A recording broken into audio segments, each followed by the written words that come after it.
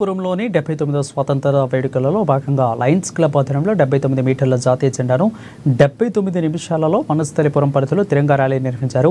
ఇక 79 మంది ఎన్సీసీ విద్యార్థులతో పాటు స్థానిక వివిధ పాఠశాలల విద్యార్థులు పెద్ద ఎత్తున హాజరై ర్యాలీలో పాల్గొన్నారు.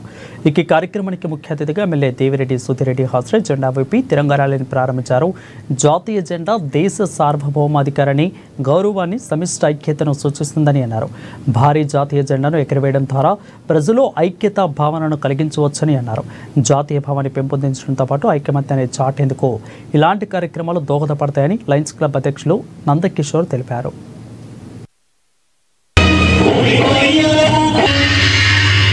వనస్థలిపురం పోలీస్ స్టేషన్ తరఫున మన లయన్స్ క్లబ్ తరఫున వీళ్ళంతా కూడా మంచి కార్యక్రమం చేస్తున్నారు.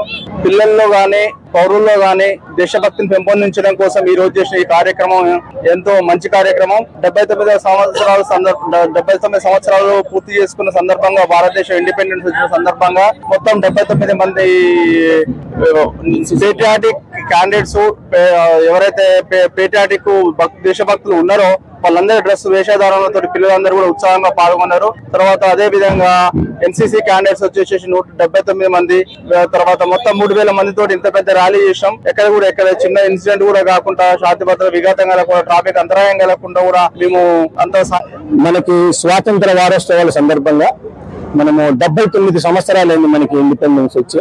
కాబట్టి 79 ఎన్సీసీ క్యాండిడేట్స్, 79 ఫ్రీడమ్ ఫైటర్స్ డ్రెస్సులు, ఇండియన్ హీరోస్ డ్రెస్సులు వేసుకుని 79 minutes rally, 79 age groups, 79 trainers, 79 సైకాలజిస్టులు, 79 yoga మాస్టర్లు, ఇట్లా 15 రకాలుగా 79 చొప్పున ఎంతో మంది ఈ కార్యక్రమంలో పాల్గొన్నారు.